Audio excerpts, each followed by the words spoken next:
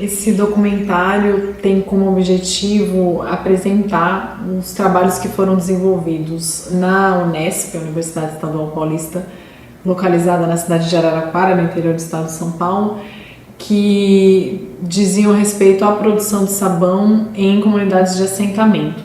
O assentamento Monte Alegre está localizado no interior do estado de São Paulo, no município de Araraquara, e ele se localiza entre as cidades de Matão, Motuca e Araraquara.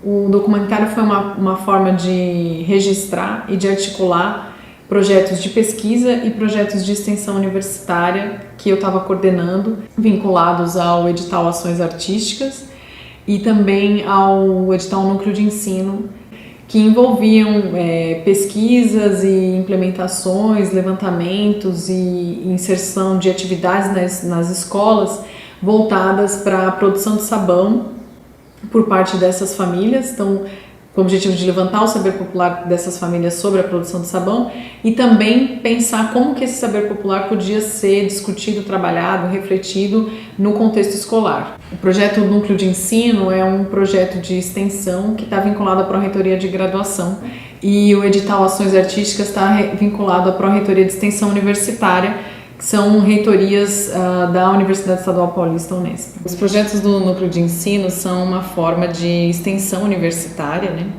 E que tem relação direta com a prática docente, né? Com a possibilidade de vivenciar experiências em sala de aula e propor atividades para as escolas que talvez não sejam as atividades corriqueiras que a escola está acostumada a desenvolver. Eu tenho participado dos editais do Núcleo de Ensino um pouco com essa perspectiva, e quando surgiu a possibilidade desse edital, eu já tinha interesse em desenvolver um projeto no assentamento.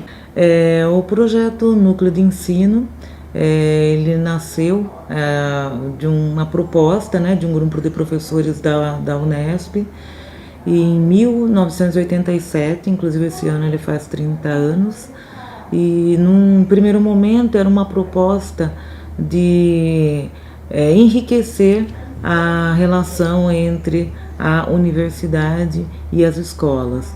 Então é uma proposta que hoje abrange todas as unidades da Unesp, né, com diversos projetos das suas mais diversificadas áreas, né? Então a gente tem projetos ligados a metodologias de ensino, à inclusão, à diversidade, projetos ligados a práticas pedagógicas. E aqui no nosso campus, né, em Araraquara, nós temos hoje 15 projetos sendo desenvolvidos. Embora eu more aqui em Araraquara, eu não tenho essa aproximação tão grande com a Unesp, né? Embora a Unesp sempre esteve dentro do assentamento. Mas eu conheci a Luciana, e é muito, muito bacana isso. Eu conheci a Luciana numa atividade de turismo rural, né?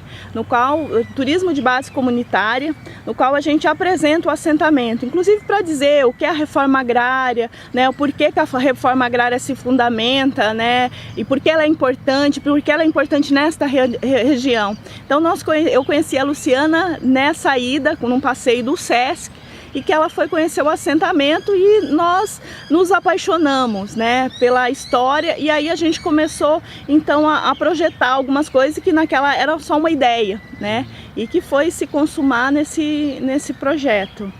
Então eu tinha interesse em desenvolver uma atividade no assentamento por conhecer o trabalho da Silvani e através dela ter contato com as associações que estão no assentamento. Então eu percebia que as escolas daqui da região central, principalmente, elas acabavam tendo muita oportunidade de participar de projetos, né, receber alunos da Unesp, e tinham um contato maior com a Unesp, e as escolas do assentamento nem tanto, principalmente em função da distância, né? Nós temos um retorno muito rico, né, tanto para a universidade quanto para a comunidade.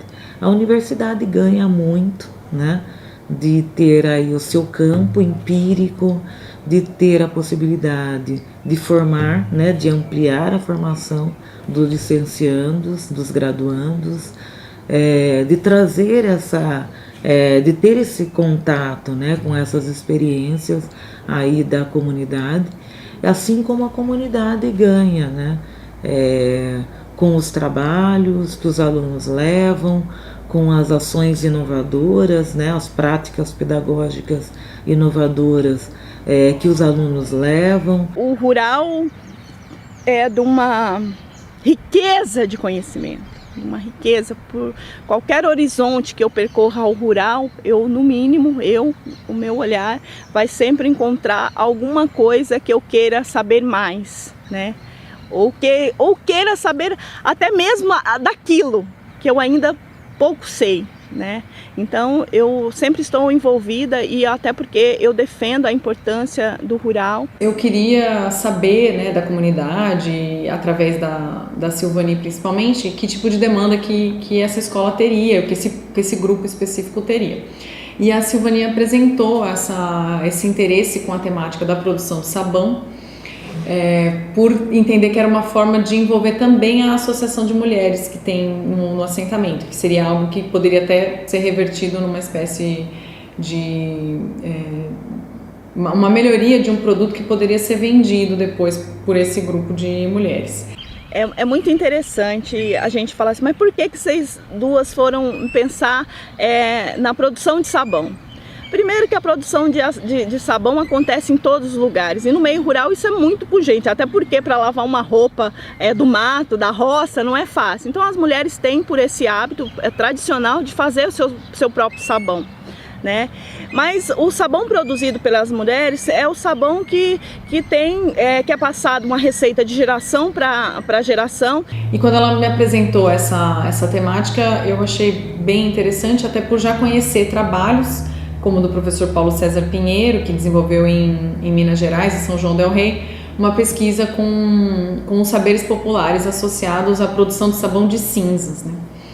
E por conhecer esse trabalho, que foi um trabalho orientado pelo professor Marcelo Jordan, que eu também estava desenvolvendo pós-doutorado, por ter uma proximidade com essa pesquisa, eu entendi que seria algo bastante interessante e que poderia ser adaptado para a realidade de Araraquara, né, que não tem, por exemplo, essa prática do sabão de cinzas como uma prática, um saber popular presente nessas comunidades do assentamento, e também adequar essa proposta para uma perspectiva pedagógica que a gente vem trabalhando, né, que eu tenho me aproximado cada vez mais, tenho desenvolvido estudos, tenho orientado alunos, trabalhado na graduação com a pedagogia histórico-crítica.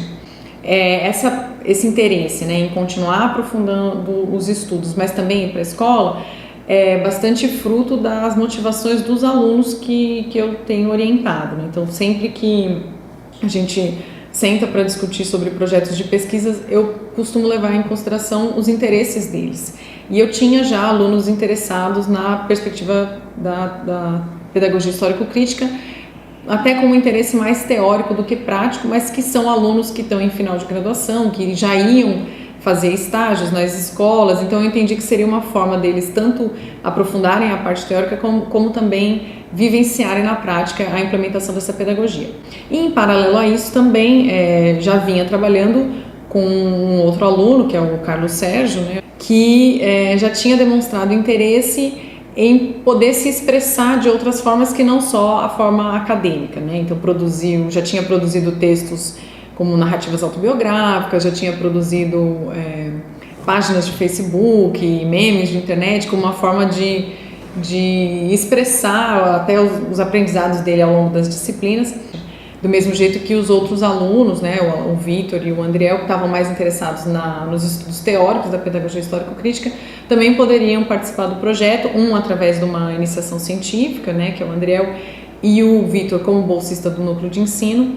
Então, essa equipe, né, dos 3 alunos estariam estudando aspectos diferentes e desenvolvendo atividades diferentes, mas que juntas formam esse conjunto do que foi essa atividade de produção de sabão nessas comunidades de assentamento.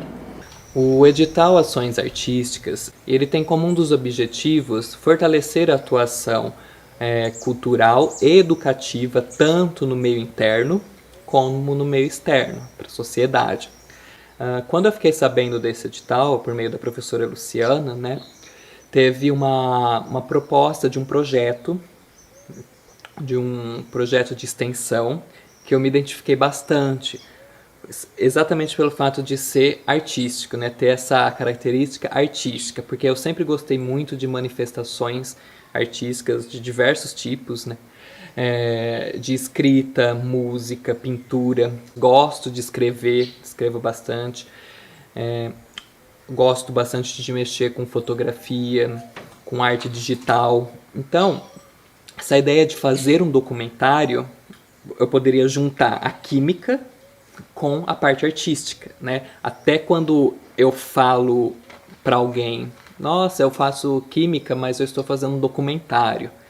Pergunta, mas você faz um documentário, mas da química, né? O projeto de extensão, ele permite ir além do curso, né? Além do que costuma se ver no curso. E com esse projeto de extensão é uma prova disso. Desde 2014 eu trabalho com educação, então desde quando eu entrei no curso eu já parti para essa perspectiva de trabalhar com ensino de química, então desde lá eu venho trabalhando isso. A minha realidade familiar, ela é muito parecida com a realidade do assentamento no sentido da origem, né? Meus pais, eles vieram do Nordeste, né? São migrantes, né? Vieram aqui para São Paulo. E aí eu sempre me aproximo desses questionamentos, então o que é ser trabalhador, né? O que é ser... por que a gente vive nessa sociedade? Por que alguns têm mais e outros têm menos, né? Essa questão da desigualdade, eu sempre me incomodei muito, né, com a desigualdade. E é encontrar dentro de um curso de química uma pedagogia, né, uma teoria educacional que concilia essas discussões, que concilia a química, que realmente fez muito sentido para mim, né? Meu interesse por história e filosofia da ciência surgiu particularmente na interação com amigos do curso de licenciatura em química, até alunos no qual eu já dei aula, que a gente percebe que dificilmente existe uma compreensão do que realmente é ciência, que esse é um obstáculo durante as aulas de ensino de ciências. Então, a história e filosofia da ciência é uma área do conhecimento encarregada por refletir sobre essas questões, né, através de olhar para o passado e evidenciar os erros do passado, os erros do presente, os acertos do passado, os acertos do presente, para poder constituir uma narrativa do que seja a ciência.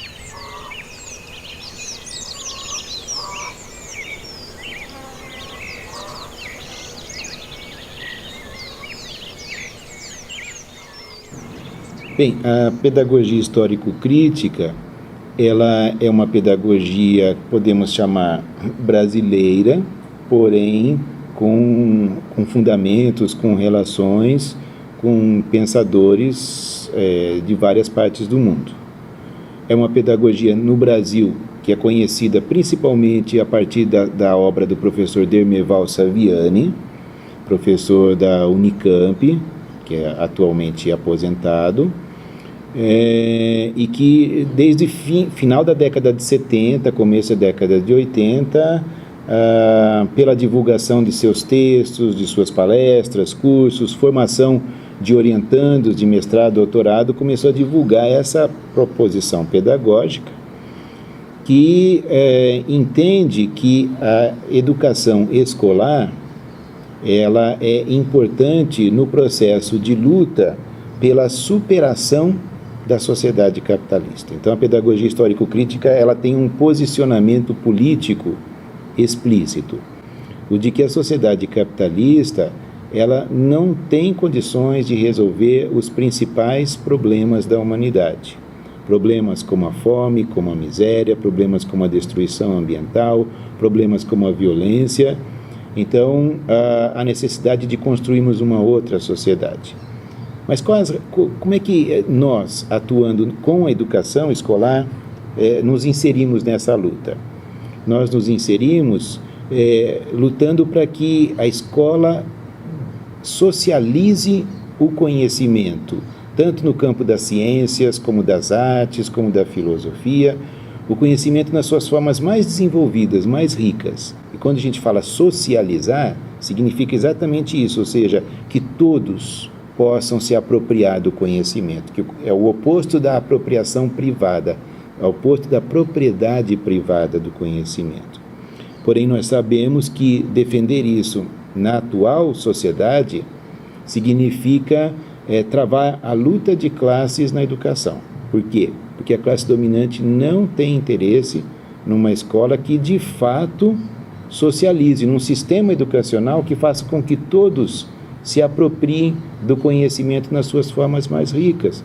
Porque a classe dominante percebe, e os intelectuais que trabalham a seu favor sabem, que essa socialização do conhecimento, ela levantará questões sobre por que a sociedade está organizada do jeito que está, que tipo de relações que essa nossa sociedade estabelece com a natureza, quais são as perspectivas de futuro para a humanidade se nós continuarmos dentro dessa lógica que é o capitalismo, lógica social, econômica que é o capitalismo.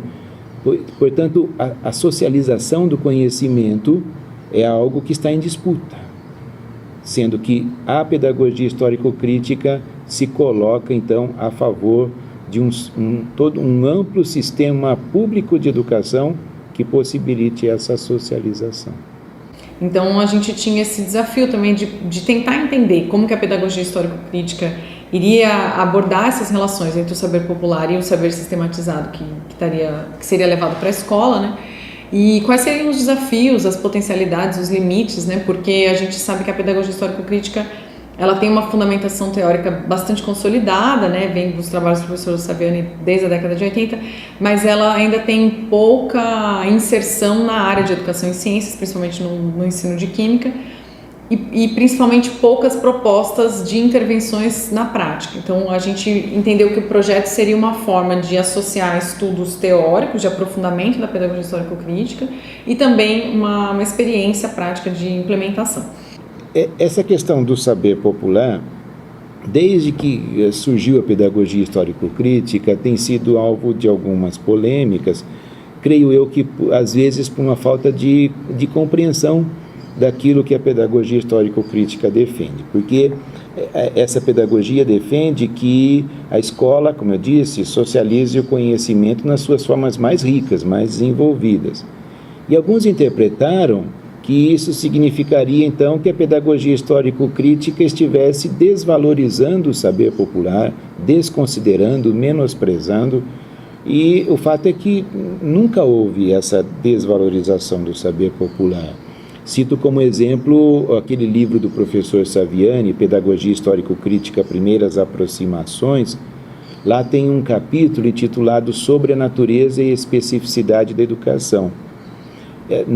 Ao final desse capítulo, o professor Saviani exatamente enfatiza que o saber popular, a cultura popular, não é desvalorizada por uma visão de educação escolar que defenda a socialização do que o professor Saviani chama o saber sistematizado, né?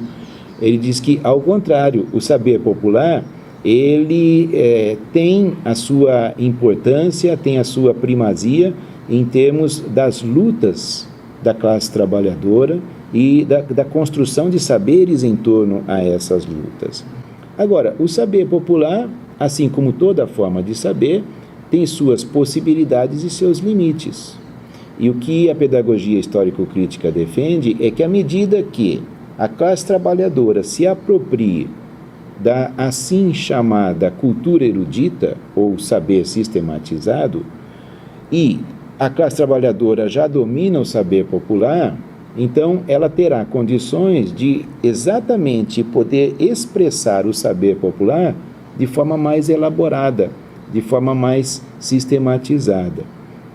Eu, inclusive, tenho dito o seguinte: nós temos uma afirmação na pedagogia histórico-crítica, que é a de que quem domina o saber nas suas formas mais desenvolvidas, mais complexas, mais ricas, também pode dominar o saber nas suas formas mais simples. Quando a gente faz essa afirmação, de maneira alguma isso significa que o saber nas suas formas mais simples não seja importante.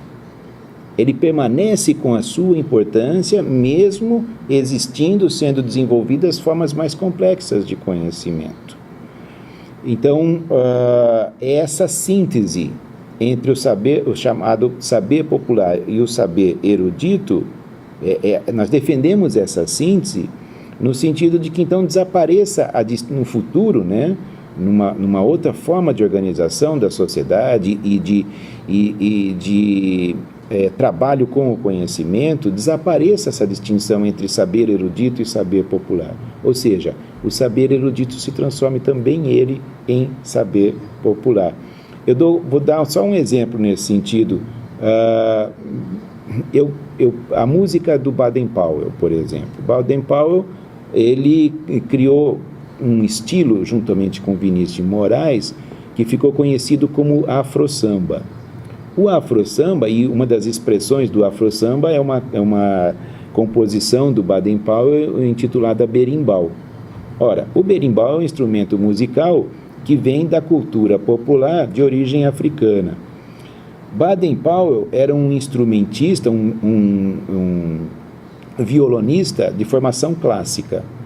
Ele fez a síntese entre essa musicalidade popular do berimbau e a música, o domínio dele da música clássica, né, na forma do violão, e produziu o que, no meu entender, é uma riqueza enorme que sintetiza a assim chamada cultura erudita e a cultura popular, no caso da música. Então, uma não eliminando a outra. A gente entende que a pedagogia histórico-crítica, ela vai muito além de uma organização de aulas, numa sequência de etapas ou de momentos que o professor deveria implementar em sala de aula. Então tem várias discussões, até questionando a importância dessa divisão, que ela foi proposta pelo Saviani, não é, num dos seus textos iniciais sobre a pedagogia histórico-crítica, como uma forma de comparar a pedagogia que ele estava propondo com outras pedagogias que já existiam. Então existe uma divisão de momentos da pedagogia histórico-crítica que começaria com a prática social, passaria pela problematização, instrumentalização, atingiria a catarse e em seguida terminaria com o retorno a essa prática social não mais sincrética, mas agora sintética. Apesar desses momentos serem considerados momentos importantes para a pedagogia histórico-crítica, existe uma preocupação de que ela não se restrinja a isso. E também uma problematização sobre a efetividade de atingir esses momentos todos, por exemplo, em uma única aula ou às vezes até em um único semestre. Quando a gente fala em catarse, a gente está pensando numa perspectiva de percepção da realidade de uma forma mais desenvolvida do que o aluno tinha no início, que depende de uma articulação dos conhecimentos científicos, dos conhecimentos sistematizados, clássicos, com a realidade. Então é algo bastante difícil de ser atingido e muitas vezes o professor nem consegue acompanhar todo o desenvolvimento desse processo catártico.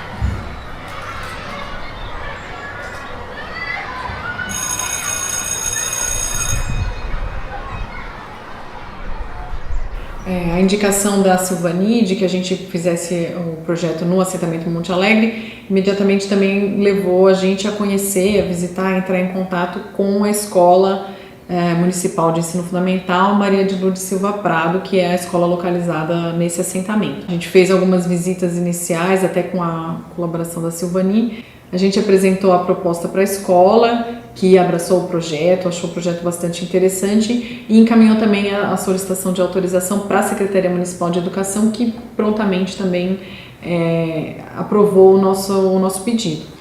A escola surgiu em 1999, né, com um pedido mesmo da própria comunidade. Essa comunidade ganhou o espaço, começou a lutar pelo espaço nos anos 80 e finalizou, né, com essas terras nos anos 90. Eles chegaram e acamparam, né, com suas casas de lona mesmo, né, e hoje eles já têm uma realidade totalmente diferente, né, os assentados. A gente não pode esquecer que nós temos ainda na luta alguns acampados E quando eles ganharam as terras, foram 196 famílias, eles ganharam terras que foram divididas entre assentamento do 1 ao 7. A escola pertence ao assentamento 6.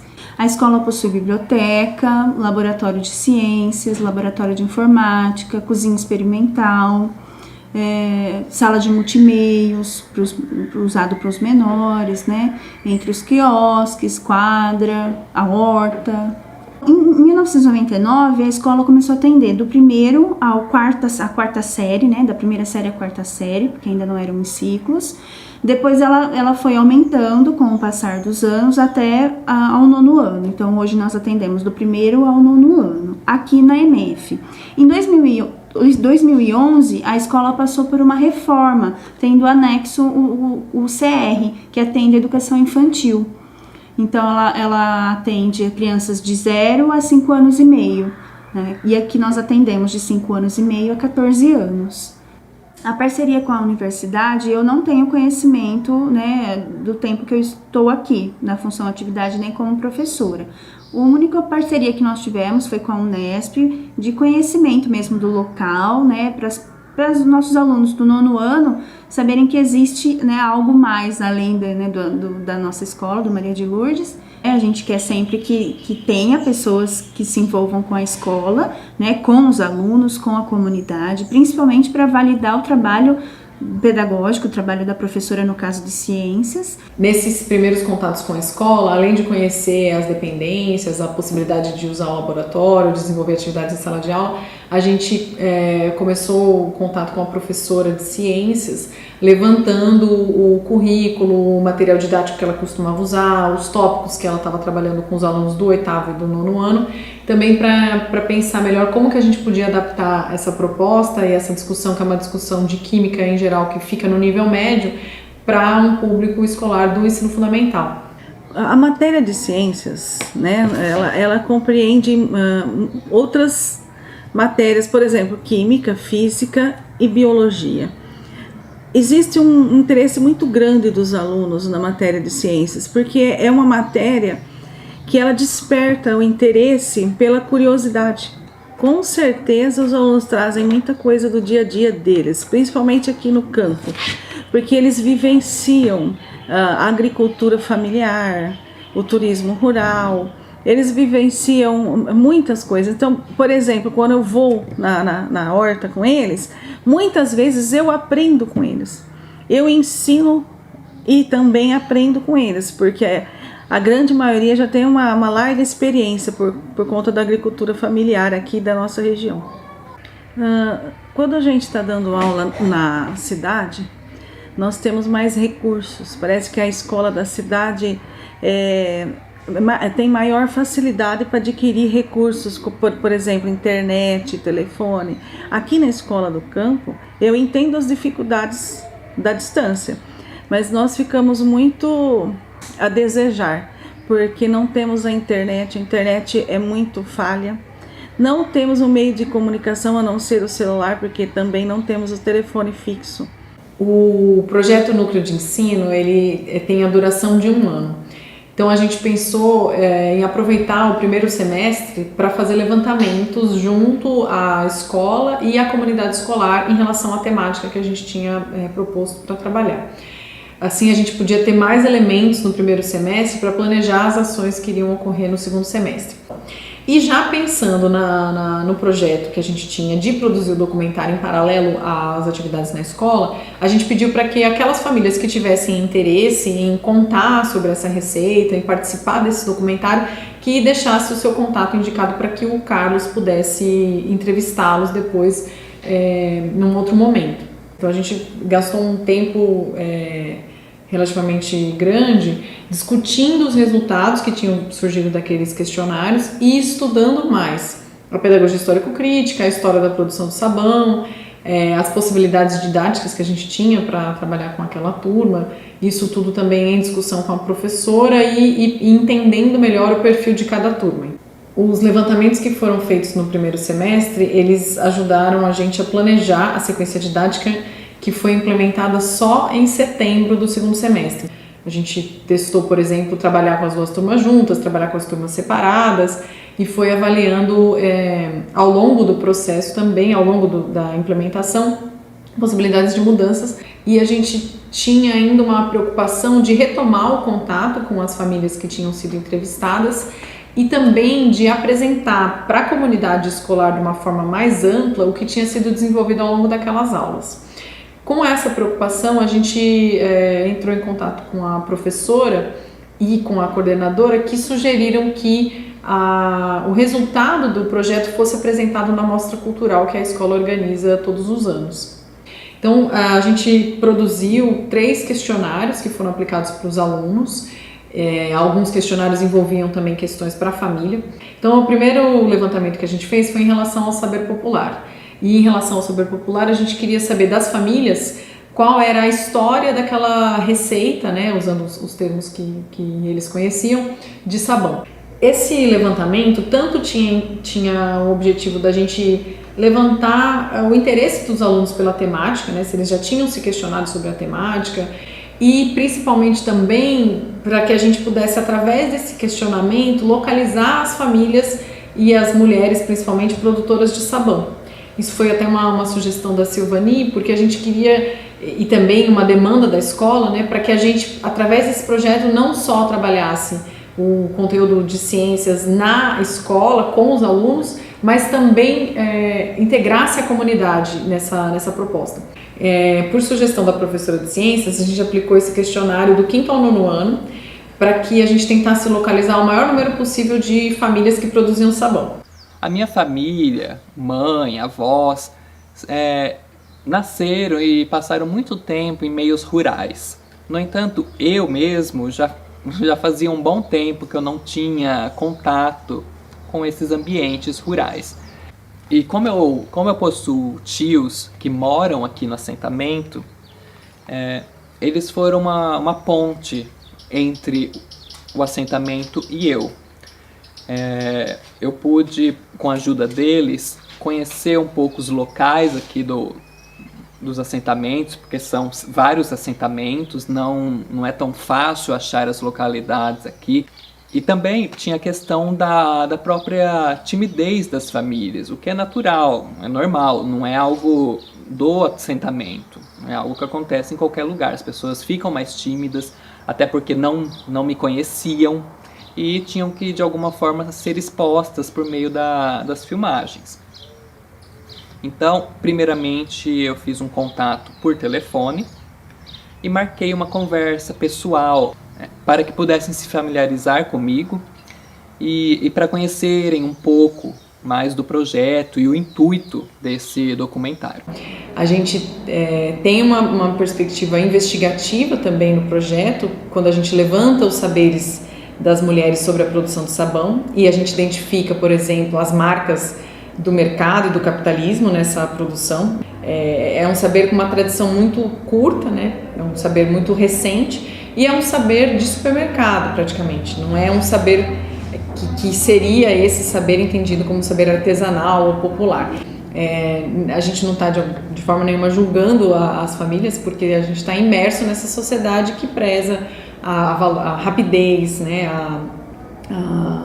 A informação, que é essa informação mais dispersa, mais pontual, né? Então não existe uma preocupação de entender os processos ou de repensar os processos, porque a gente vai sendo acostumado a aceitar tudo isso como pronto, né? Aceitar que o sabão tem que ter determinado cheiro, tem que ter determinada cor, que se vier com 2 embalagens é melhor do que se vier só com uma.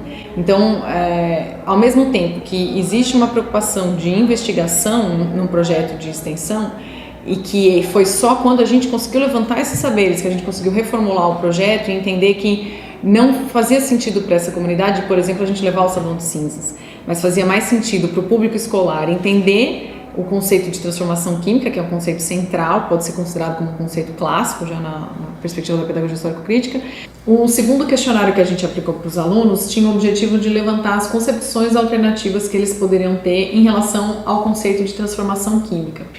A pedagogia histórico-crítica, por ser uma pedagogia que ainda está em construção e por partir de uma perspectiva marxista de superação, a gente entende que várias contribuições que já foram produzidas na área de educação e ciências, elas podem ser incorporadas em propostas de ensino que trabalham com essa pedagogia, desde que elas mantenham uma coerência teórica e metodológica mínima com os seus pressupostos. A gente fez um levantamento de concepções alternativas que parte de pressupostos construtivistas na área de educação e ciências, mas a gente entendeu que isso poderia ser incorporado dentro da perspectiva da pedagogia histórico-crítica, de iniciar o trabalho pedagógico a partir da prática social. Uma forma de entender a prática social, a gente entendeu que envolvia também o levantamento de concepções alternativas. Um terceiro questionário tinha a ver com a pesquisa que a gente também estava fazendo sobre a história da produção de sabão. Então a gente tentou levantar com os alunos o que eles imaginavam sobre essa história, sobre o contexto de produção desse conhecimento, sobre as mudanças que essa reação ou essa produção poderia ter vivido ao longo do tempo e os impactos que isso poderia ter trazido para a sociedade.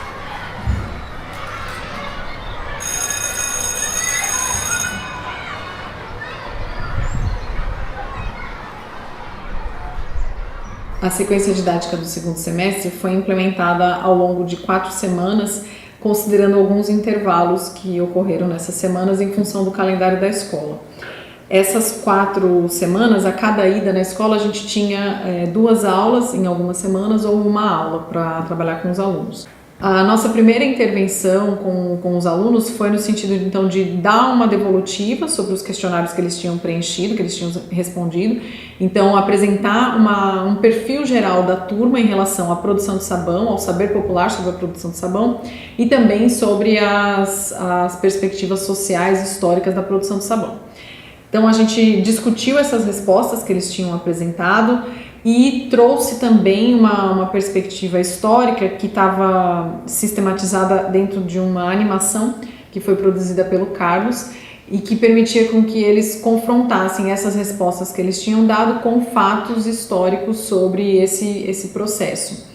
Quem fazia sabão, que passou essa receita para mim, foi a minha tia, que hoje ela já não mora mais aqui, ela mora em Matão. Faço só para o uso da gente mesmo, às vezes dá para alguém que queira usar, mas é para o uso, porque ajuda bastante, né? Eu junto óleo, que eu mexo com fritura de salgado, então para mim não jogar na terra, porque eu sei que vai afetar, né? Então eu guardo. Aí o que eu não uso com sabão, eu dou para a pai, dou para alguém que quer usar. Então, eu já trabalhava com produto de limpeza, fazia todos os tipos de produto de limpeza. Saía vender aqui pelo assentamento para a mulherada. Aí um dia eu estava no ITESP, que é o Instituto de Terras que cuidam aqui do assentamento.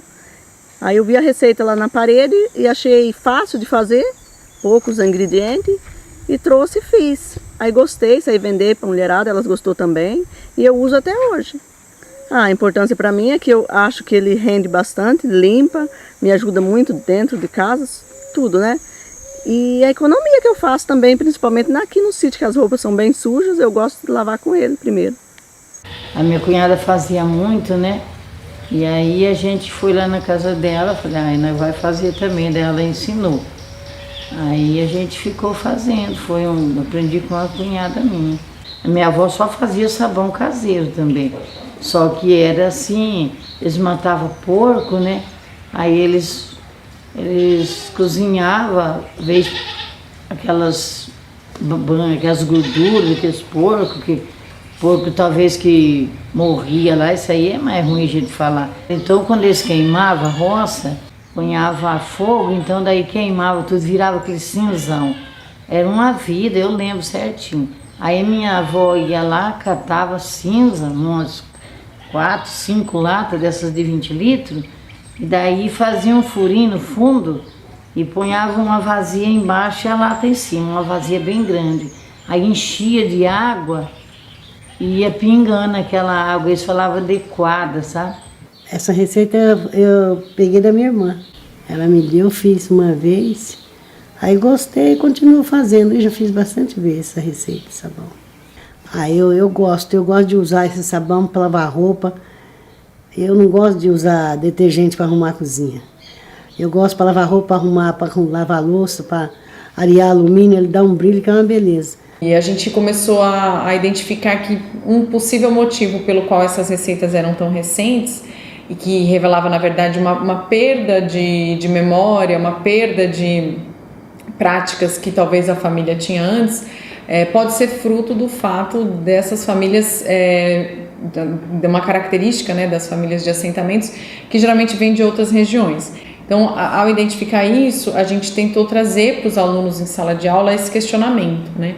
E a gente percebeu uma desvalorização da memória, né? Uma relação com esses conhecimentos que seriam passados de geração em geração muito distante, e uma valorização de outras formas de acesso à informação, por exemplo, a internet. Um outro fato que apareceu, né, que está bastante associado com isso, é que a prática de limpeza, em geral, né, e a produção do sabão, elas são consideradas práticas femininas. Isso apareceu nos questionários e na discussão que a gente fez com os alunos também. Havia uma naturalização, uma aceitação muito imediata de que, sim, é a mulher que é a responsável pela limpeza e naturalmente também é ela que produziria o sabão, já que ela vai produzir um produto que só ela vai usar. Então, em sala de aula, a gente tentou questionar essas posições sociais, né? Quem define que é a mulher que tem que ficar em casa e o homem que tem que trabalhar? Quem define que é só a mulher que tem que cuidar da limpeza da casa e que o homem deve se ocupar de outras tarefas? Então, a gente tentou levar esses questionamentos para eles também, e a gente reconheceu nesse momento um desinteresse dos jovens por esse tipo de temática e uma ausência até de reflexão ou de questionamento em relação a isso, em relação à importância da memória e em relação ao papel da mulher, a divisão social de tarefas que atribuía para a mulher determinados papéis e não outros, né? Ainda com a perspectiva de mobilizar os alunos para compreender o conceito de transformação química envolvido na produção de sabão, a gente construiu um caso que discutia uma situação em que os alunos teriam que optar pela produção artesanal, caseira do sabão, ou a produção industrial, uma produção ainda caseira, mas que usasse de reagentes, de produtos que são encontrados no supermercado. Então, para optar entre essas duas receitas, eles dependem do conhecimento de transformação química, do entendimento do papel de cada reagente dentro dessa reação. E aí a gente entende que um caso, por mais que ele seja uma estratégia que não necessariamente ela surge no contexto da pedagogia histórico-crítica, a gente entende que ela pode ser apropriada por essa pedagogia e participar do momento, né, de problematização, em que a gente tem que sair da prática social e mobilizar os alunos para compreensão dessa prática numa outra perspectiva, além da esfera do cotidiano. Então, o que a gente tentou fazer ali foi ter o primeiro contato com a química, né? O 9º ano até já tinha tido algumas aulas de química, mas o 8º, por exemplo, não tinha tido nenhuma concepção de química. Para que os alunos entendessem que a transformação química envolvia uma reação química e não uma simples mistura, a gente testou diferentes solubilidades no laboratório, água, óleo, enfim, diferentes reagentes que faziam parte da reação de saponificação, para que eles percebessem que a diferença entre uma mistura e uma reação química. E aí que a gente tentou mostrar para eles é que, isso daqui, a gente está colocando os dois materiais juntos, mas isso é o sabão? E aí eles falavam, não, isso não é o sabão, não está misturando. O óleo limpa? Só o óleo limpa? Só a água limpa? E aí isso foi que a gente tentou mostrar bastante para eles, essa diferença. Então, o que acontece no sabão? Depois que a gente realizou essas práticas de laboratório sobre a solubilidade, a gente trouxe algumas discussões que estavam ajustadas ao nível dos alunos, até foram discussões diferenciadas no 8º e no 9º ano, para trazer o conceito da reação química e da transformação química, para que eles entendessem essas mudanças, fazendo associações com o cotidiano, mas principalmente articulando com a experiência concreta de reação de produção de sabão, que foi mais uma vez levada para a sala de aula e apresentada e discutida com os alunos. Em função do nível das turmas, a gente trabalhou o conceito de transformação química numa perspectiva mais comparativa em relação à transformação química, ou numa abordagem até um pouco mais microscópica, trabalhando com o modelo de partículas. Além disso, a gente discutiu sobre as evidências macroscópicas da ocorrência de reação química E para finalizar a sequência, a gente retomou aquele estudo de caso inicial que tinha sido trabalhado com os alunos, para que eles tentassem associar aquelas discussões sobre transformações e reações químicas com a situação específica que estava sendo colocada no caso. A gente, ao longo de cada semana, foi avaliando as respostas dos alunos, retomou várias discussões que a gente considerou importantes. Foi interessante ter também um intervalo maior entre as aulas, para que a gente tivesse tempo de avaliar, de discutir, de conversar com a professora, possibilidades de mudança também em relação a essas aulas, avaliar a implementação da proposta de uma forma mais prática, né, em relação à organização da turma, ao tempo, enfim. E a partir da análise dessas diferentes aulas, a gente percebeu que, embora os temas tenham sido temas complexos, os alunos conseguiram se apropriar da maior parte das discussões. Foi possível também associar bastante essa sequência com discussões ambientais. Então, desde a primeira até a última aula, a gente sempre trazia esse elemento da questão ambiental como mais um fator que poderia participar dessa decisão que os alunos tinham no caso, em relação a receitas mais artesanais ou receitas industrializadas. Qual o impacto desse tipo de reagente, de uso de produtos industrializados no meio ambiente, considerando principalmente que a gente estava trabalhando ali no meio rural.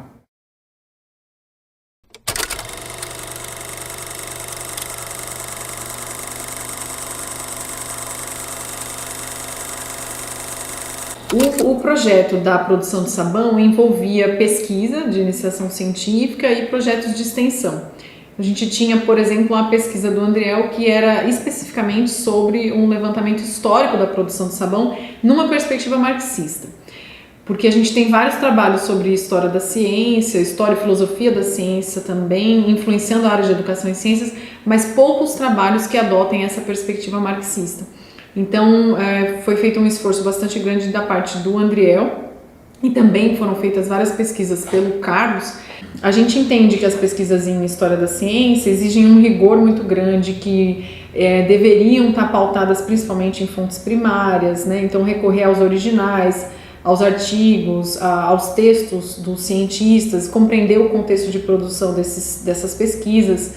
E a gente tentou fazer isso na maior parte das buscas, embora a gente tenha tido bastante dificuldade porque é um tema que não tem tanto material disponível. A gente encontrou vários trabalhos sobre a história da produção de sabão que não eram trabalhos de historiadores da ciência. E aí a gente procurou confirmar as informações que estavam disponibilizadas nesses textos através de outras fontes. É um compilado dessa pesquisa toda que a gente conseguiu colocar na animação e que a gente queria trazer também aqui no documentário. O sabão, a amostra mais antiga dele data de aproximadamente 2.800 anos antes de Cristo, por meio de escavações que foram realizadas na antiga Babilônia. Foram encontrados materiais saponáceos em cilindros de argila. De acordo com uma lenda, no Monte Sapo ocorriam sacrifícios de animais em fogueiras. Então tinha gordura derretida e as cinzas da madeira, da fogueira. Quando chovia, a água da chuva arrastava essa mistura de cinzas e gordura até ao longo do rio Tibre. E as lavadeiras percebiam que aquela mistura argilosa, que era do rio Tibre, misturado a essas cinzas e a essa gordura, facilitava na limpeza das roupas. E provavelmente é daí que vem a referência do nome, sabão, Monte Sapo.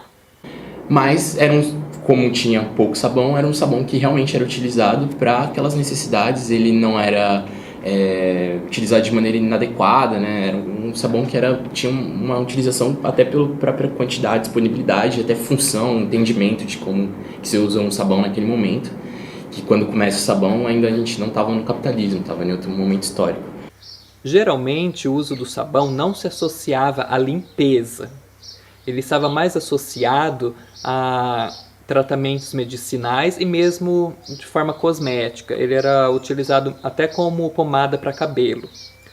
Os gregos, por exemplo, eles limpavam os seus corpos com argila, pedras pómeis, cinzas e depois ungiam os seus corpos com óleo.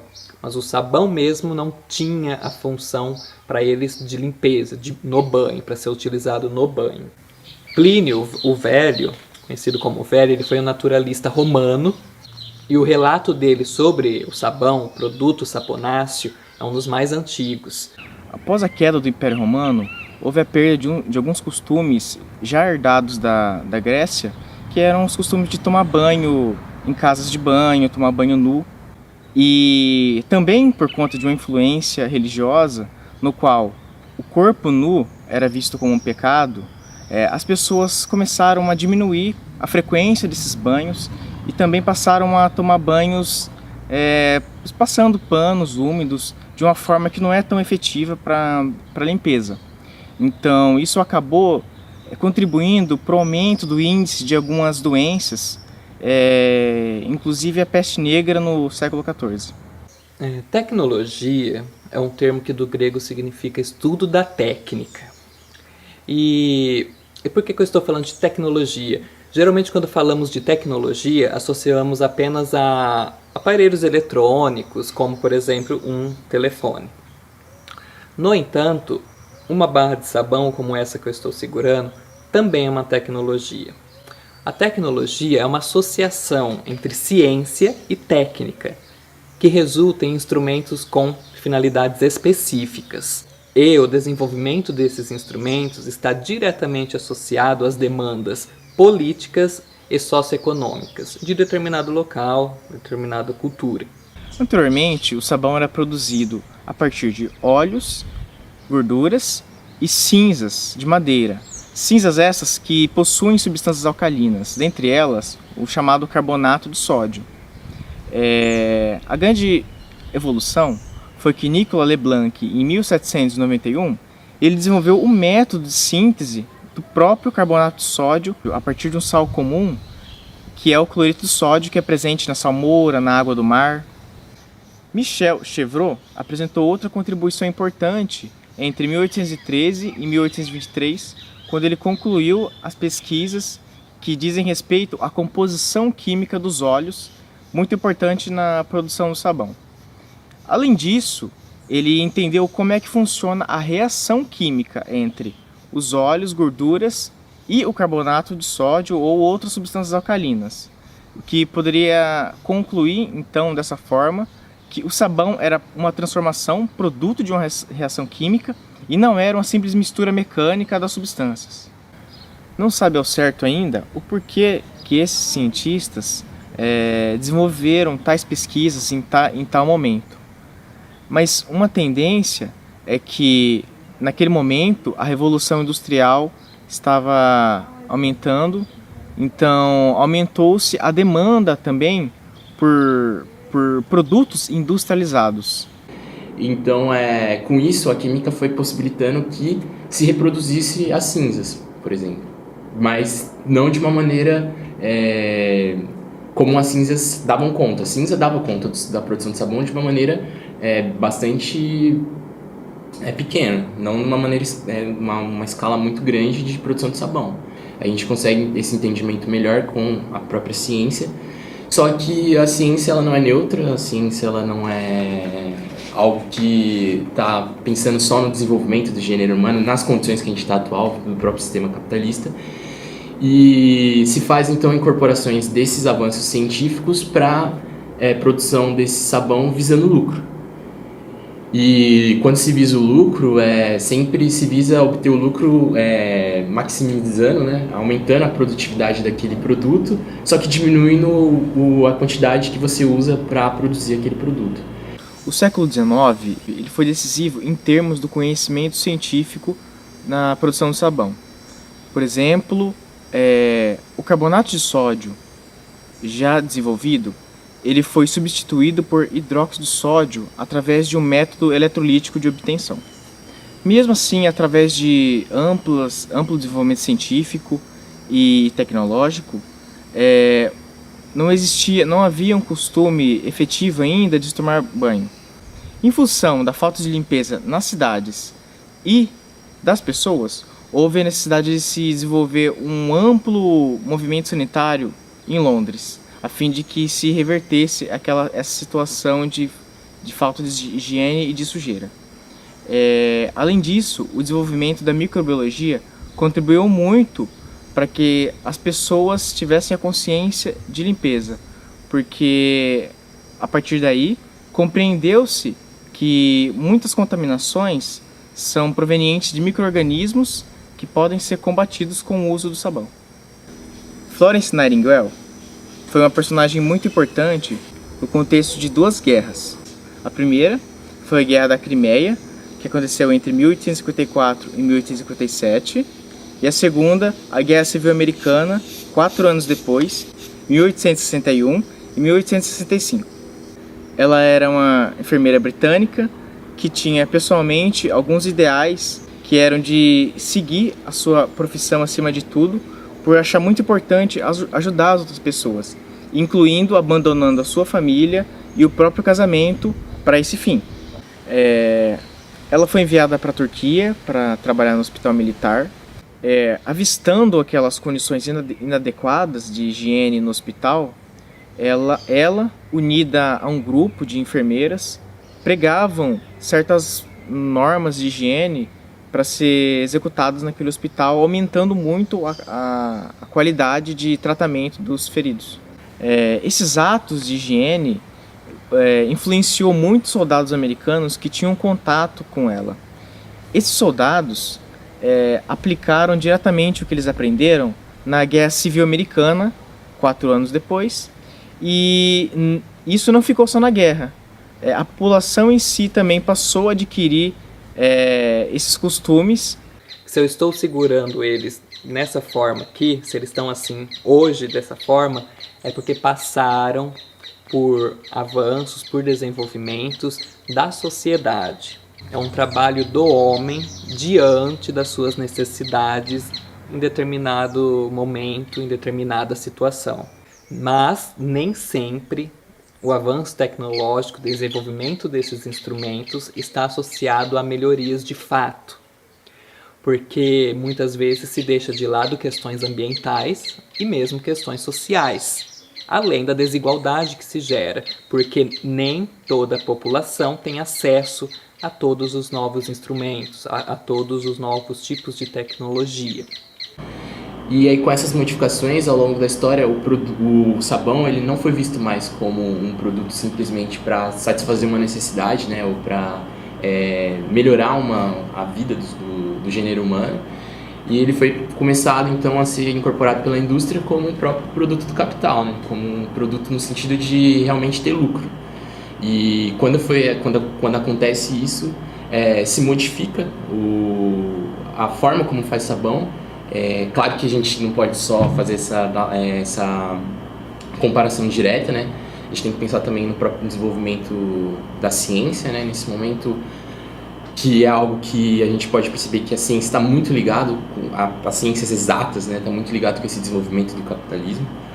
O primeiro detergente, também chamado de sabão sintético, foi desenvolvido por Fritz Günther, um cientista alemão, em 1916, utilizando uma substância chamada de isopropilnaftaleno sulfonato.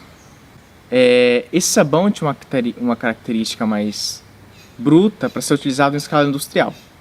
O experimento de Fritz Günther com relação aos detergentes foi motivado principalmente pela falta de óleos e gorduras que eram necessários para produzir o sabão, por conta de um bloqueio de suprimentos de óleos e gorduras após a Primeira Guerra Mundial. Nos Estados Unidos, o detergente já havia sido produzido antes de 1930. No entanto, só ganhou força a partir da Segunda Guerra Mundial, no momento em que os soldados necessitavam de um material que fazia com que eles mantivessem sua higiene em territórios onde eles tinham águas duras. As águas duras, elas foram uma motivação para que se houvesse esse desenvolvimento dos detergentes, por conta de que ela afeta os sabões por uma questão de falta de solubilidade do sabão, só que ela não afeta o detergente.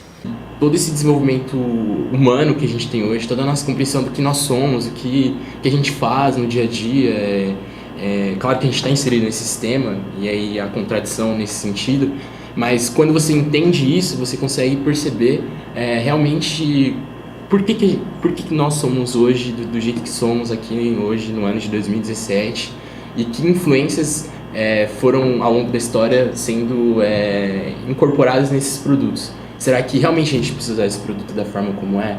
Será que não?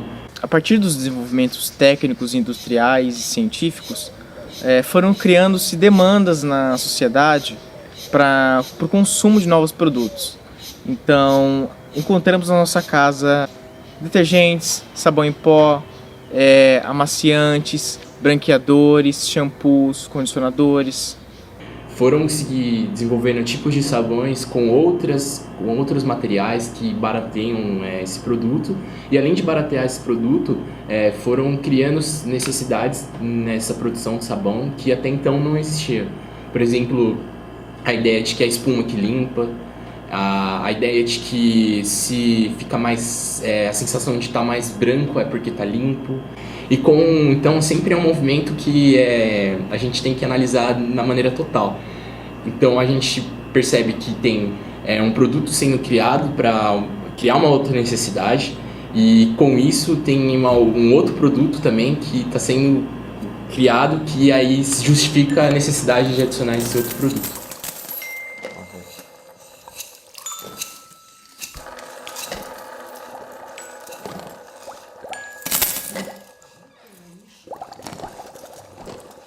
Ao longo do projeto, conforme a gente foi fazendo pesquisa sobre a reação de saponificação, tentando entender o papel das diferentes composições e quantidades que estariam envolvidas lá nas receitas das mulheres do assentamento, a gente sentiu necessidade de um conhecimento mais amplo sobre essa reação e também que fosse mais contextualizado em relação àquelas situações específicas que a gente estava encontrando na prática.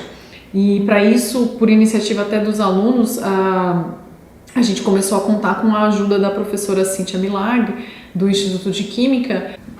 Diante da disponibilidade da professora em colaborar com o projeto, em colaborar com a compreensão, né, da reação de saponificação por parte dos alunos, a gente também solicitou a ajuda dela para que a gente pudesse devolver para as famílias conhecimentos químicos específicos sobre as receitas que cada mulher estava produzindo. Então a gente apresentou para ela os vídeos que tinham sido gravados com as famílias e pediu para que ela comentasse. A reação química envolvida na produção de sabão é uma reação de hidrólise básica, que também é conhecida como saponificação. Como que acontece essa reação? Então a gente precisa partir de um éster. No caso dos sabões, eles são produzidos a partir de triglicerídeos, que são moléculas então que têm 3 grupamentos ésteres. Cada um desses óleos ou dessas gorduras tem uma composição química diferente. Então, dependendo da composição química, vai ter um produto diferenciado do outro. Então, aí precisa conhecer quais são os componentes principais desse óleo de origem e relacionar com o produto que foi formado. Bom, esse triglicerídeo, né, ele tem que ser solubilizado em alguma coisa, em algum solvente adequado, que pode ser água, pode ser etanol ou uma mistura de álcool com etanol, e é preciso um meio básico para acontecer a reação. Atualmente se usa a soda quimicamente ela é conhecida como hidróxido de sódio. Precisa de ter excesso de soda porque como é triglicerídeo, é tri de 3 cadeias ali e forma o sabão que tem uma estrutura química diferente da estrutura da gordura ou do óleo que foi utilizado. Em relação à ordem de adição, a gente tem que tomar cuidado, principalmente quando vai fazer o preparo da solução básica, que no nosso caso aqui é a soda. Quando já compra a soda líquida, ela já está solubilizada, é só adicionar. Então, em geral, é interessante adicionar a soda sobre a solução aquosa ou alcoólica onde está o triglicerídeo. Se tem que preparar a soda, então ela precisa ser preparada à parte, e aí é importantíssimo que seja adicionado a soda na água e nunca fazer o seguinte, despejar todo o conteúdo da soda no balde ou no recipiente e depois colocar a água, porque essa reação ela é muito exotérmica, ela libera bastante calor, então precisa tomar cuidado. Então o que acontece? Esse hidróxido ele vai fazer um mecanismo de um ataque nucleofílico no carbono carbonílico lá do éster, vai acontecer então a formação de um intermediário tetraédrico e que na volta, na restituição da carbonila, é eliminado um grupo de saída, o grupo abandonador, que é um alcóxido, certo? Dessa forma, então, gera-se o sabão, que é um carboxilato, ele precisa de estar na forma de íon, com a sua cadeia alquílica longa, e sobra um álcool. Esse álcool, quando a gente usa um triglicerídeo, é o glicerol, que também tem um outro nome de glicerina. Água, as 2 litros de água, porque eu estou fazendo meia receita só. Eu já coloquei 2 litros de água, agora eu vou colocar 2 de óleo.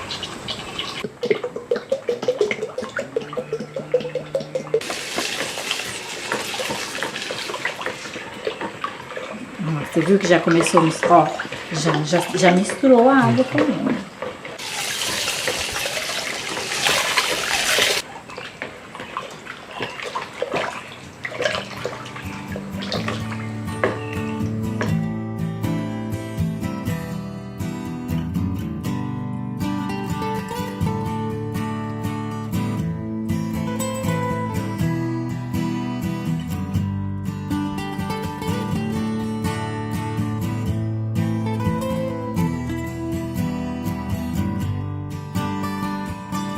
O fubá, quando a gente pensa no sabão, ele não necessariamente, não precisa ser adicionado na receita. Algumas receitas incluem o fubá porque ele é um material granulado, assim como a areia, e quando adiciona esse fubá, ele vai ter 2 funções, então, deixar o sabão mais consistente e esse grãozinho, esses grãos que ficam ali, ajudam a arear a panela como se estivesse pegando um pouco de areia para ajudar a limpar. Então o fubá ele tem essa função de ajudar então a dar mais brilho, a arear as panelas ou o utensílio que for utilizado e dependendo da quantidade de fubá que vai ali, deixar o sabão mais duro.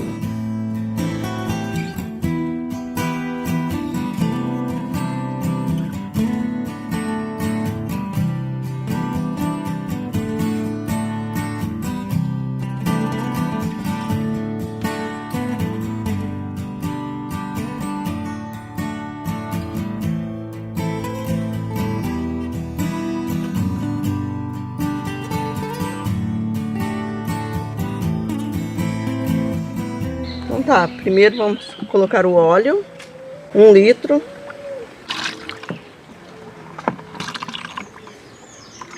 Um de álcool.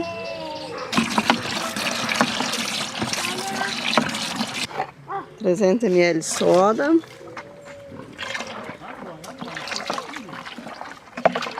Essa soda que você usa é líquida? Líquida. Só dá certo com a líquida. O álcool ele vai ajudar a solubilizar a gordura, o óleo vegetal que está ali. Quanto mais solúvel for esse composto, melhor a reação, maior o rendimento da reação. E aí facilita que a reação química aconteça.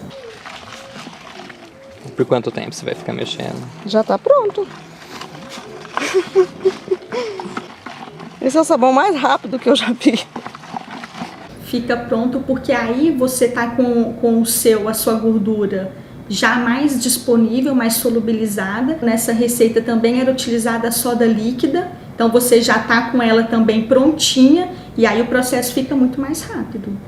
Que no caso, esse litro de óleo e o litro de álcool e o 300 ml de soda, você vai mexer primeiro, ele vai ficar pastoso, duro. E aí você deixa de um dia para o outro.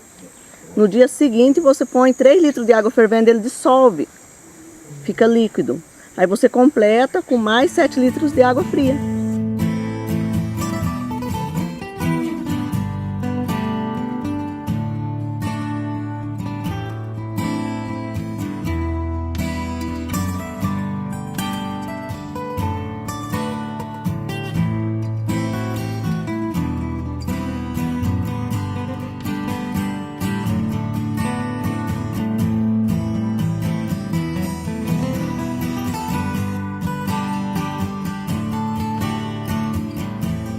no sabão líquido, né, a quantidade de água que vai ser adicionado vai afetar a concentração do sabão.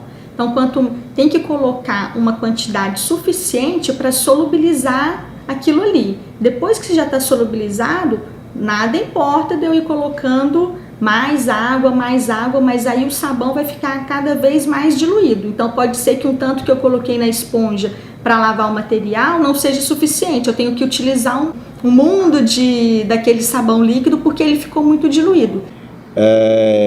Ensinar, o ato de ensinar e o ato de aprender esse saber científico nas suas formas mais elaboradas, na sua forma sistematizada, ele exige, né, percursos que às vezes podem sim, não vamos negar isso, podem criar conflitos com aspectos do saber popular. E aí a gente precisa ter a firmeza em termos de trabalho com o conhecimento científico de não abrir mão da verdade. Isso não quer dizer, porém, que o saber sistematizado sempre esteja com a verdade. Ao invés de explicar o que é a realidade, escondam o que na verdade acontece na realidade. Seriam o que a gente poderia chamar de teorias pseudocientíficas. Porém, não vamos cair no extremo oposto. Então, acharmos que o saber popular sempre está mais próximo da realidade. Às vezes não. Porque o saber popular também é uma mistura de muita coisa. E às vezes ele incorpora explicações fantasiosas da realidade. Às vezes ele incorpora preconceitos. Às vezes ele incorpora visões que lidam só com a aparência.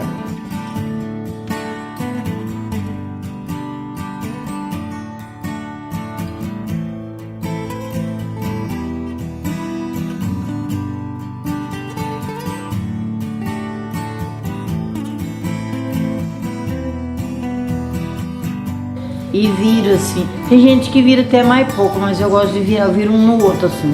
Umas 15 vezes eu viro. Aí depois eu deixo.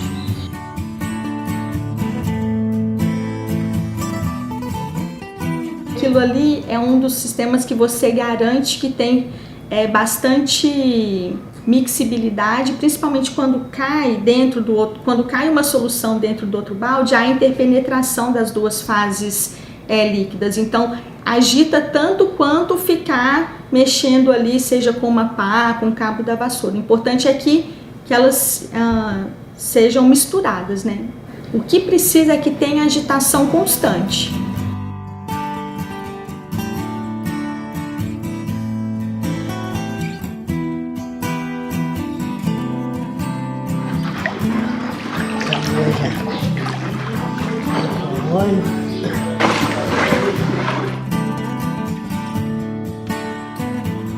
Você coa para quê mesmo?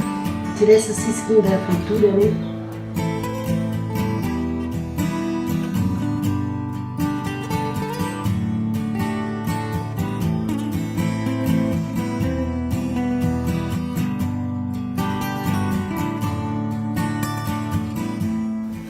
Desde a primeira vez que eu fui fazer, me falaram que tinha que pôr, eu ponho. Tem gente que põe uma garrafa de detergente. Fica bem espumante, sabe? Nossa, que você rala ele, põe no tanque para bater ou na máquina, nossa, mas vira uma espuma que é uma beleza. Quando acrescenta o sabão em pó na receita, na verdade, o que vem junto, o que pode ser que torne esse sabão que é produzido mais agradável? São os aditivos que já vem no produto comercial. Então, quando adiciona o sabão em pó, além do sabão em pó, ali dentro pode ser que tenham agentes emulsificantes que vão ajudar a formar espuma, agentes que dão cheiro, que dão cor, dependendo da marca podem vir até enzimas ali, então são todos aditivos que vai deixar o sabão com uma cor mais bonita, mais cheiroso e dar mais espuma, mas nenhum desses três itens, cheiro, espuma ou cor, vão interferir no processo de limpeza. Então a adição do sabão em pó vai deixar que o sabão espume, mas a gente sabe, né, que espuma não limpa. A soda corta o óleo, porque quando a soda é boa, logo que você põe assim, você dissolve ela e já põe o óleo, você vê que ele já vai ficando branco. Aí então, já tira, quer dizer, vai ficar um sabão muito bom, que você põe na roupa, no instantinho ele já, umas 2 batidinhas na máquina, ele já cortou toda a sujeira, tira tudo. E quando a soda não é boa, dá para você perceber, você está mexendo, você vê que tá o óleo, não quer misturar com a água ali. Quando a gente vai comprar soda em escama, né, algumas pessoas gostam mais de uma determinada marca que outra. Quando for comparar uma marca com a outra, tem que ficar atento à concentração. Algumas marcas têm 99% de soda, outras têm 98%, outras têm 93%. Então isso aí vai dar diferença do quanto de soda que realmente está colocando. Além disso, de uma marca para outra, vem impurezas diferentes do processo de fabricação.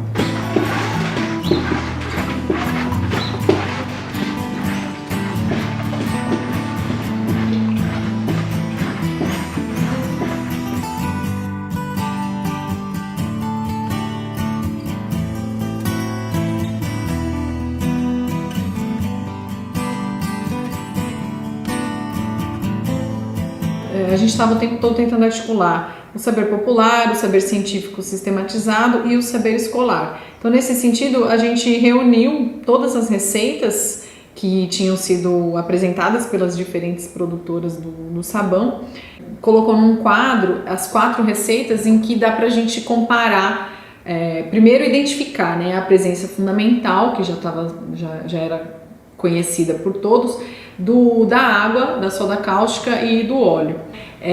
Foi importante comparar essas receitas para perceber essas diferentes variedades e principalmente também começar a identificar que tipo de substância que estava sendo adicionada a essas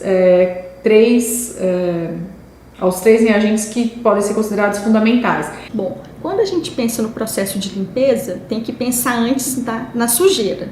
Vai limpar o quê? Então, sujeiras que sejam solúveis, materiais, compostos, substâncias que sejam solúveis em água, nem precisaria utilizar o sabão, né? A gente tem um conceito que semelhante dissolve semelhante. Então, se aquilo que eu vou limpar é solúvel em água, só passar água já seria o suficiente para a água arrastar essa sujeira. Quando tem gorduras, as gorduras não são solúveis em água. Então, só lavar com água não vai limpar essa sujeira. Precisa adicionar o sabão. Mas como que funciona então esse processo? Essa cadeia compridinha que tem lá na molécula do sabão, ela é semelhante às moléculas de gordura. Então essas cadeias, a cadeia alquílica do sabão vai dissolver a gordura e essa cabeça polar do carboxilato é solúvel na água. Então vai formar uma micela. No interior a gente vai ter a gordura e a estrutura do sabão vai ficar de tal forma que as cadeias alquílicas estão apontadas para essa gordura e do lado de fora dessa micela a gente tem só a cabeça polar que é solúvel na água. Então a água consegue arrastar todo essa sujeira, essa gordura que foi englobada. Aí, em relação ao poder de limpeza, o sabão que elas fazem é 100% ou uma quantidade muito grande de sabão que está ali. No sabão que vem no mercado, não tem só o sabão. Eles vêm com corante para dar cor, né? Cada um deles tem uma cor característica. Eles vêm com agentes tensoativos, que vão ajudar ali também na formação de espuma. Eles vêm com perfume. E além disso, nesses de mercado, não vem só o íon, o carboxilato, mas vem então derivados de sulfonatos. Ao invés de ser uma carboxila, é um sulfóxido. E aí isso ajuda quando a gente tem problemas com água dura. Se tem muito fosfato, você causa eutrofização, né?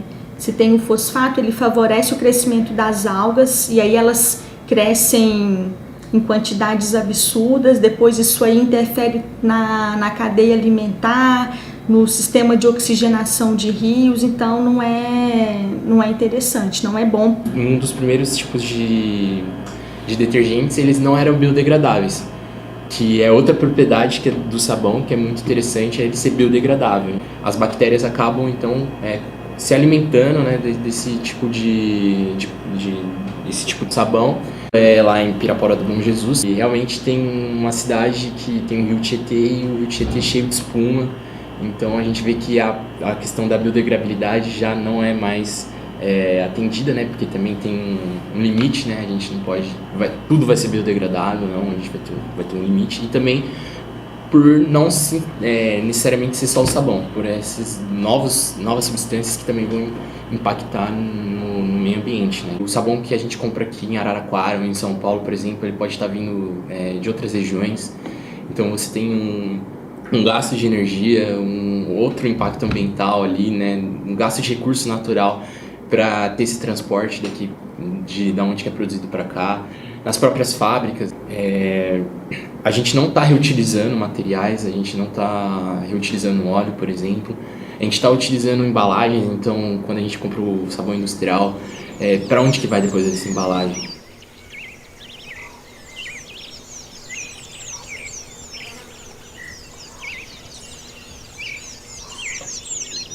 Há vários anos nós desenvolvemos a nossa amostra pedagógica no final do ano.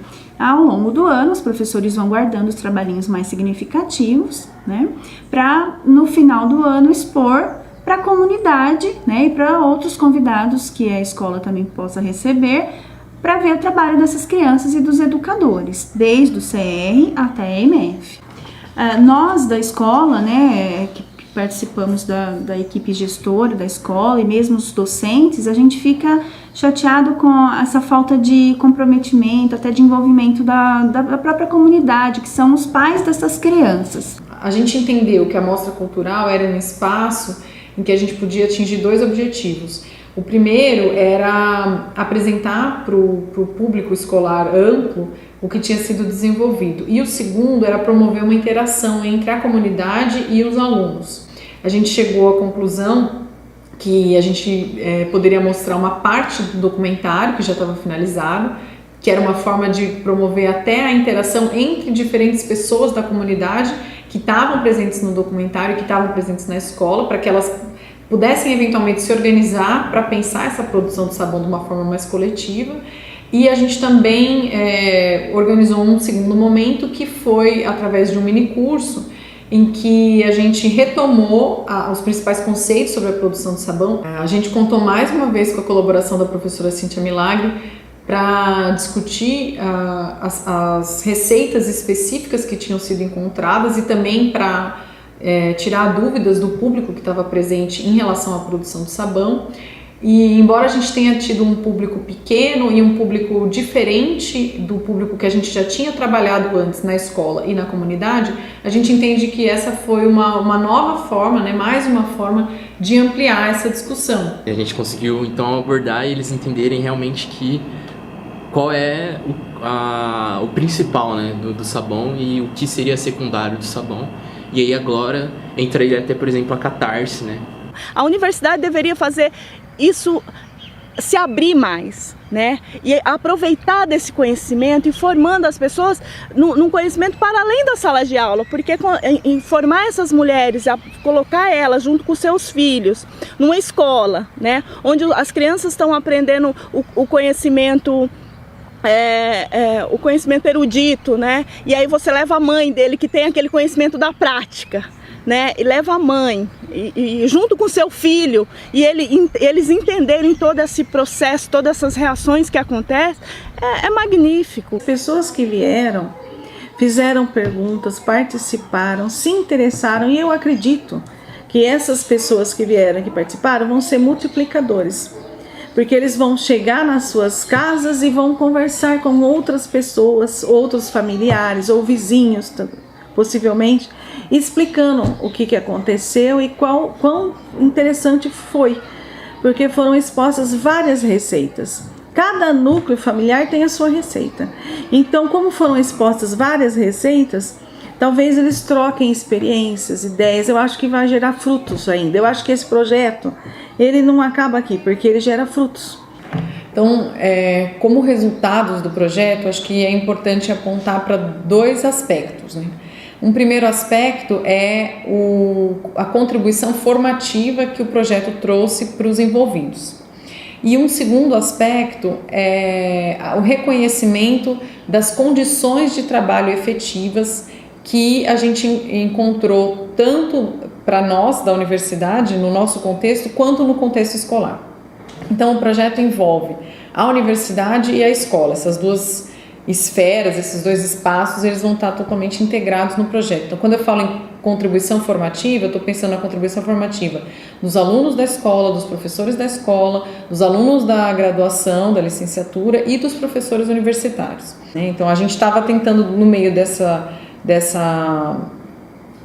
atividade, se formar e aprender. Então o que eu entendo como sendo um aprendizado para a gente da universidade, né? No reconhecimento das condições efetivas de trabalho que os professores têm numa escola com essas características, numa escola de assentamento, numa escola afastada da cidade, numa escola que atende alunos só até ao 9º ano, qual é o perfil dos alunos dessa escola, quais os interesses que os alunos dessa escola têm, qual o interesse que eles têm por continuar os estudos ou não, qual o sentido que eles veem na escola. Então, foi possível perceber vários desses condicionantes sociais que estão envolvidos no nosso trabalho e que acabam permeando também o trabalho que a professora já desenvolve na escola, mas que para a gente da universidade foi bastante formativo reconhecer qual é essa realidade, né, que é uma realidade que às vezes para a gente está distante, e o que é possível fazer dentro dessa realidade.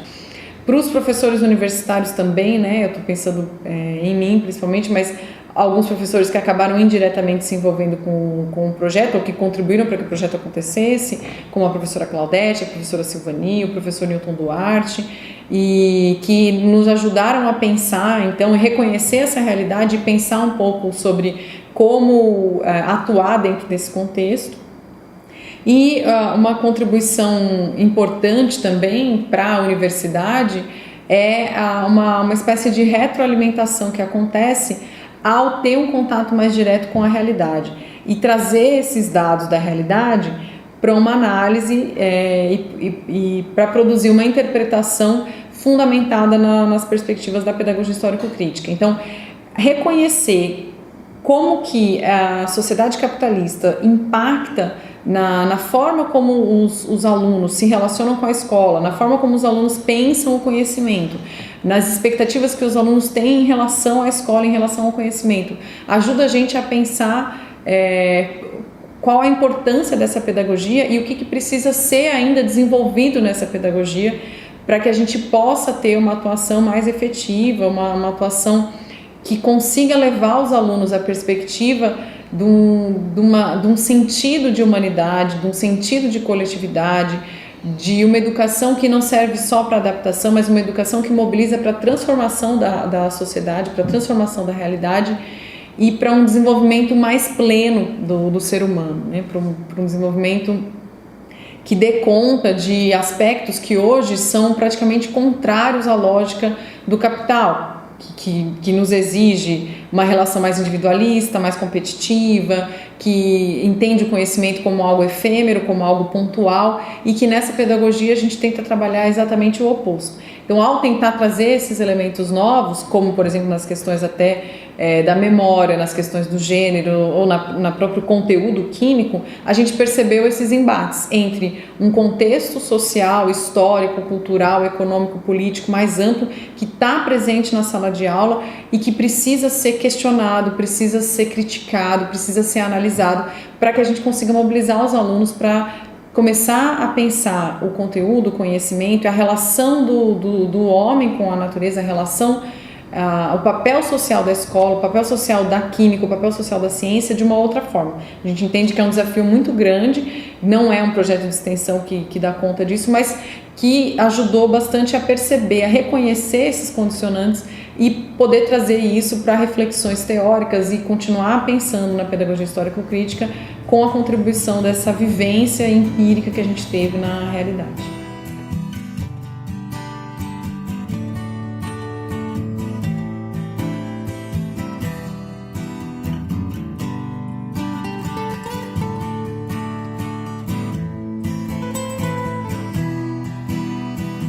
Para minha formação, ter participado desse projeto de extensão foi muito positivo e muito satisfatório, pois eu consegui ir além da química, usar a arte, ter um contato com pessoas que eu não imaginava que poderia ter, criar alguns laços de amizades e poder ter essa satisfação de retornar para a sociedade um material audiovisual, tanto para a sociedade como para a universidade, feito por mim, que tem uma marca minha, que valoriza as minhas aptidões, que vão além das aptidões que o curso de Química requer. Então, só veio a somar. Eu queria agradecer os alunos, agradecer a professora que os acompanhou o tempo todo e dizer que é muito interessante, que eles continuem, que se eu puder auxiliar em alguma coisa, se eles tiverem novos projetos, é sempre interessante. É muito interessante quando você pode unir a prática e o conteúdo e passar isso para o aluno. Então eu gostei muito, gostaria de agradecer porque foi muito proveitoso. Então, eu sempre estou muito envolvida, não como eu gostaria. Por exemplo, nesse projeto eu participei pouco, porque como eu estou em vários outros, né, então a gente tenta sempre essas parcerias, né? Não fazemos sozinhos, nós somos como essa árvore, né? Eu sou apenas uma folhinha que tem uma importância, né? E é a junção de todas essas coisas que faz com que ela seja árvore. Então eu sou a folhinha que sou importante, mas eu tenho o galho, a outra folha, e juntos nós somos árvore.